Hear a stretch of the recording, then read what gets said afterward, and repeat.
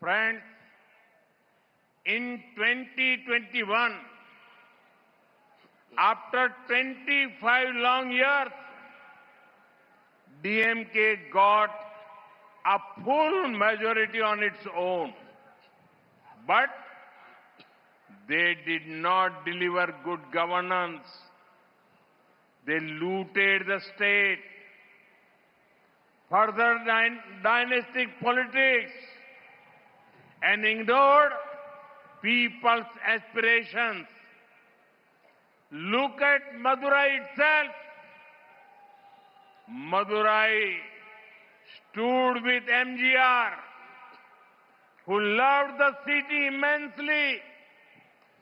That is why DMK had never liked Madurai.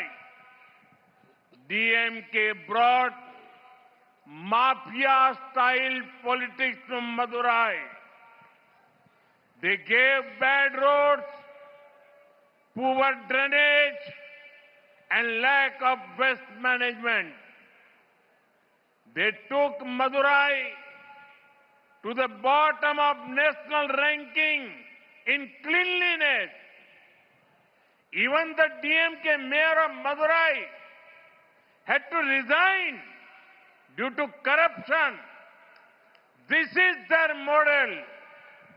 Money for themselves. Problems for the people. நண்பர்களே, 2021 ஆண்டிலே 25 ஆண்டு காலம் நீண்ட காலத்திற்கு பிறகு தமிழ்நாட்டின் மக்கள் திமுகவிற்கு ஆதரவாக முழு பெரும்பான்மையை அளித்தார்கள்.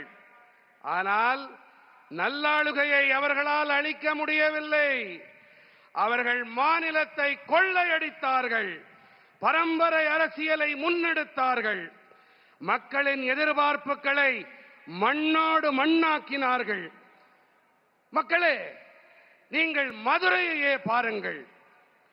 மதுரையை உயிருக்கு உயிராய் நேசித்த பொன்மனச் செம்மல் எம்ஜிஆருக்கு உறுதுணையாக உற்ற துணையாக நின்றது மதுரை மாநகர். ஆகையால் தான் திமுகவிற்கு மதுரை என்றால் வேப்பங்காயாக இருந்து வந்திருக்கிறது. திமுக தான் மதுரைக்கு மாஃபியா கொள்ளை கூட்ட ரக அரசியலை அறிமுகப்படுத்தியது. அவர்கள் என்ன அளித்தார்கள்? மோசமான சாலைகள், கேவலமான கழிவுநீர் வடிகால், கழிவுப் பொருள் மேலாண்மை இல்லாமை ஆகியவற்றையே அவர்கள் அளித்தார்கள். சுத்தம், சுகாதாரம், தூய்மை தரவரிசையிலே மதுரையை தரைமட்ட அளவிற்கு கொண்டு போனார்கள். ஊழல் காரணமாக மதுரை நகர மேயரே பதவியை துறக்க நேர்ந்தது. இதுதான் அவர்களுடைய மாடல். என்ன மாடல்? பணம் நமக்கு, பிரச்சனைகள் மக்களுக்கு. பணம்னா நமக்கு, பிரச்சனைனா மக்களுக்கு. DMK neither works for the poor nor lets others work. Let me give you an example.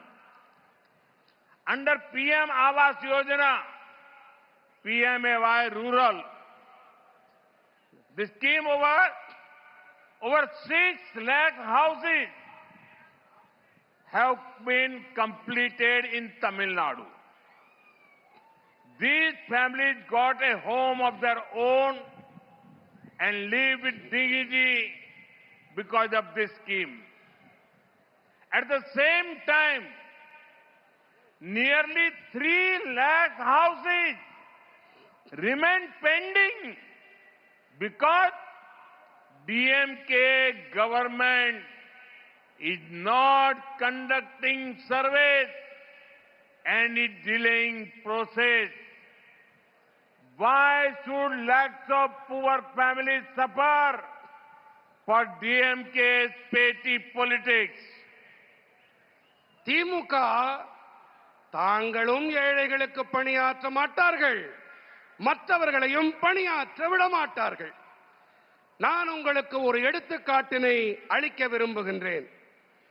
பிரதம மந்திரி ஊரக பகுதி வீட்டு வசதி திட்டத்தின்படி தமிழ்நாட்டிலே 6 லட்சத்திற்கும் மேற்பட்ட வீடுகள் கட்டி முடிக்கப்பட்டு விட்டன.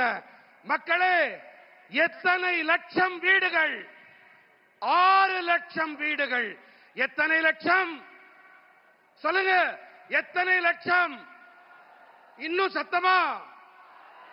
6 லட்சத்திற்கும் மேற்பட்ட வீடுகள் கட்டி முடிக்கப்பட்டு விட்டன. இந்த திட்டம் காரணமாக குடும்பங்களுக்கு சொந்தமாக கௌரவமாக வாழ ஒரு வீடு கிடைத்திருக்கிறது. அதே வேளையில் 3 லட்சம் வீடுகள் இன்னும் முடிக்கப்படாமலேயே இருக்கின்றது. ஏன் தெரியுமா? ஏனென்றால் திமுக அரசாங்கம் இன்னமும் கள ஆய்வுகளை மேற்கொள்ளாமல் செயல்பாட்டை இழுவெடுத்துக் கொண்டிருப்பதுதான் காரணம். திமுகவின் சில்லறைத்தனமான அரசியல் காரணமாக ஏன் லட்சக்கணக்கான ஏழை குடும்பங்கள் அவதிப்பட வேண்டும்?